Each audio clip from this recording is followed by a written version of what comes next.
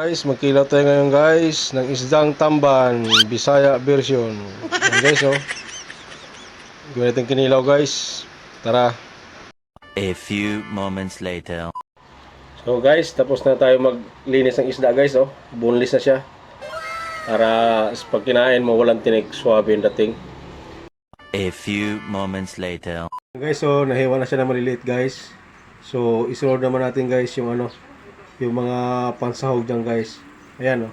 Yan naman isunod natin guys. A few moments later. Isang ating pagkahiwa sa isda guys. So lalagyan na natin ngayon guys yung mga sangkap niya guys para mas lalong sumarap. So lagyan natin guys yung kamatis guys. Kamatis, pampahamis ng kutis. So natin guys sibuyas para ganado sa pampapuot. Siyempre guys yung luya. Lagyan natin luya guys para tanggal yung mga panuhot. Yan.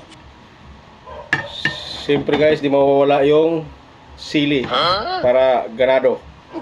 Yan. Yan, nagpapasarap dyan guys, anghang.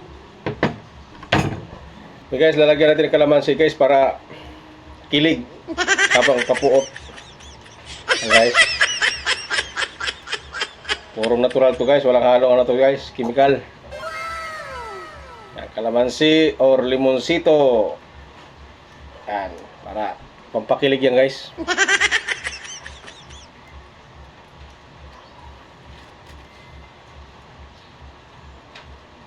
Yan.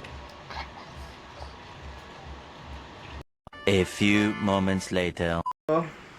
Kinilaw na isda guys, Bisaya version. Sarap niyan guys. Ano? Ano kayo maganda part na dyan guys? So tikman natin guys yung kinilaw na Bisaya version.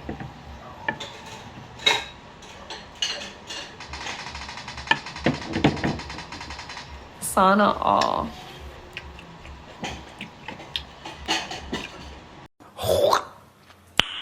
Nice.